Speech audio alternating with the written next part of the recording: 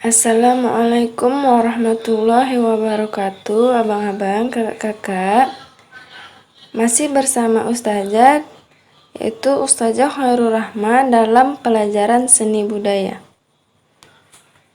Nah, seperti biasa sebelum kita memulai pelajaran, alangkah baiknya kita selalu memulainya dengan membaca Al-Basmalah, Bismillahirrahmanirrahim, dan doa belajar masing-masing di rumah ya kakak-kakak, abang-abang.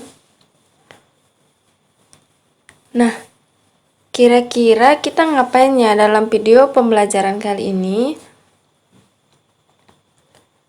Jadi materi kita kali ini yaitu membahas tentang prosedur pementasan.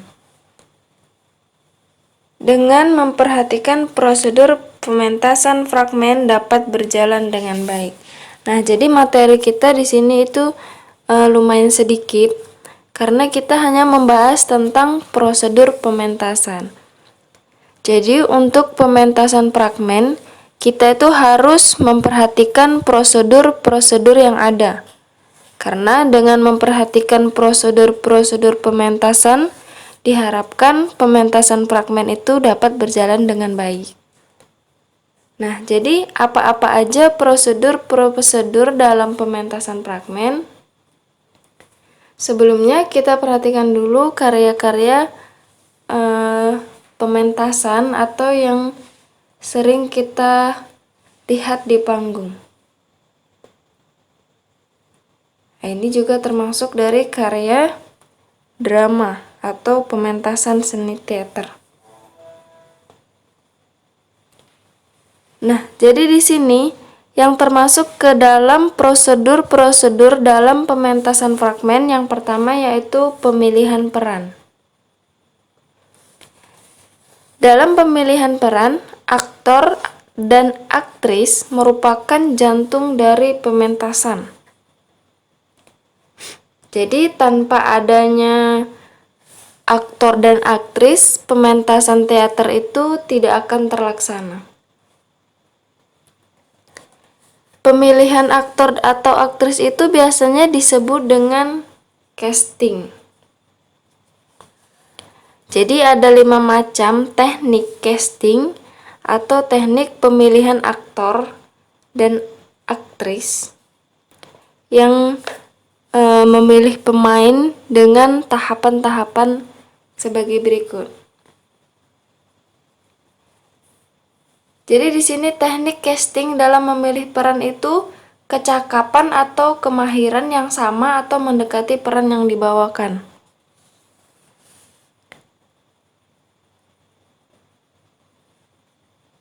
Itu tadi pengertian dari casting by ability. Kemudian kita masuk ke yang kedua, pemilihan casting dalam memilih peran yang kedua yaitu casting by tipe. Nah, jadi di sini casting by tipe itu memilih peran berdasarkan atas kecocokan fisik pemain. Jadi aktor atau aktrisnya itu dipilih berdasarkan kecocokan fisik dari pemainnya. Kemudian masuk ke yang ketiga yaitu anti-tipe casting. Nah, jadi di sini anti-tipe casting itu adalah pemilihan peran bertentangan dengan watak dan ciri fisik yang dibawakan. Artinya berlawanan dengan watak dan ciri fisiknya sendiri. Nah, jadi itulah beda tadi antara casting by tipe dengan anti-tipe casting. Nah, selanjutnya itu ada casting to emotional temperament. Jadi di situ maksudnya adalah pemilihan pemeran berdasarkan observasi kehidupan pribadi calon pemeran. Nah, jadi di sini pemilihannya itu berdasarkan observasi kehidupan pribadinya. Nah, yang terakhir itu adalah therapeutic casting. Jadi di sini maksud dari therapeutic casting itu adalah pemilihan pemeran dengan maksud untuk penyembuhan terhadap ketidakseimbangan psikologi dalam diri seseorang. Nah, jadi teknik pemilihan casting itu tadi ada 5. Oke, selanjutnya itu ada penerapan karakter. Jadi di sini karakter itu merupakan kunci dalam berakting atau berperan. Jadi kita itu harus dapat menampilkan karakter yang sesuai ataupun berlawanan dengan karakter aslinya. Jadi dapat kita artikan bahwa berperan itu adalah menjadi orang lain sesuai dengan tuntunan lakon drama. Jadi keterampilan seorang aktor atau aktris itu dalam berperan ditentukan oleh kemampuannya dalam meninggalkan egonya sendiri dan memasuki serta mengekspresikan tokoh lain yang dibawakan. Nah, kita masuk ke tema selanjutnya yaitu kesiapan pemain. Jadi di sini kesiapan pemain itu setiap aktor dan aktris dalam pementasan itu dia harus memiliki kesiapan yang memadai.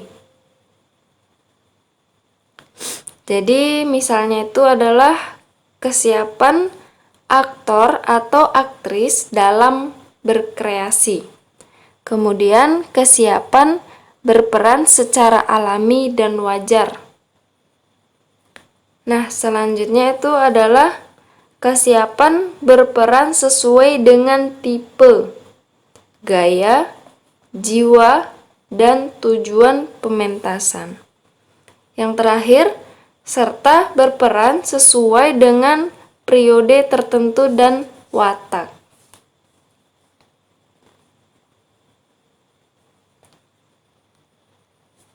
Nah, di sini ada penerapan pola bermain atau biasa sering disebut dengan blocking.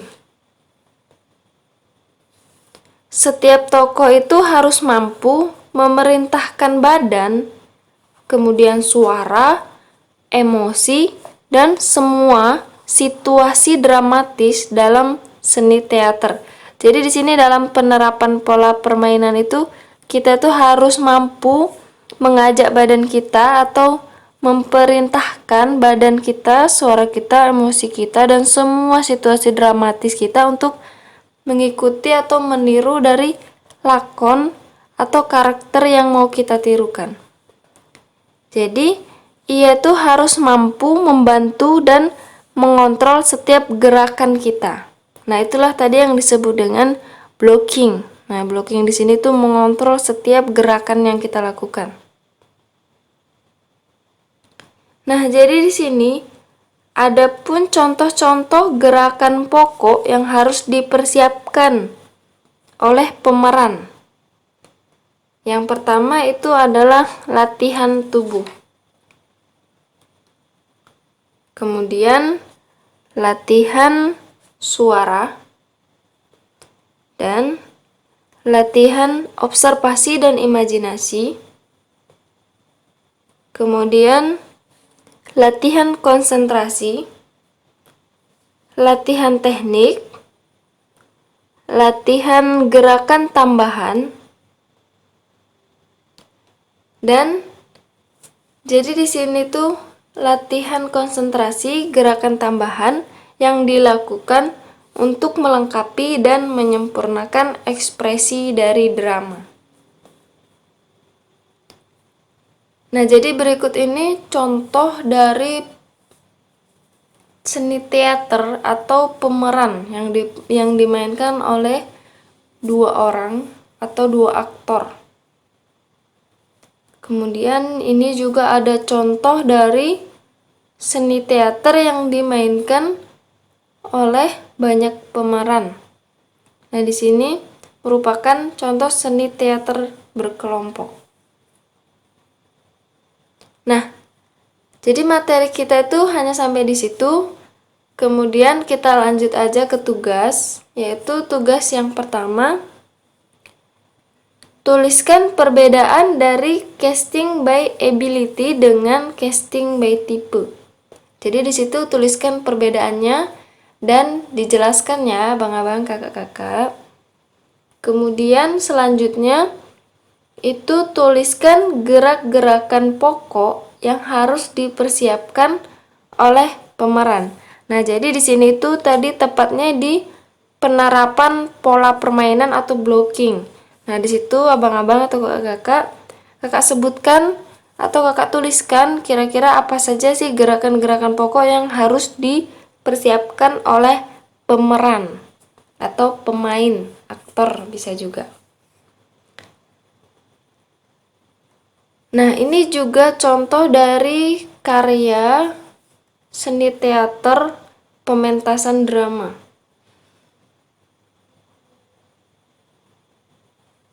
Nah, ini juga, jadi ini pemainnya tuh dilakukan oleh 3 orang. Jadi seni teater tuh ada yang berkelompok, ada yang pribadi, ada yang 2 orang. Jadi itu tergantung dari tema apa yang mau kita buat. Terima kasih karena sudah memperhatikan videonya.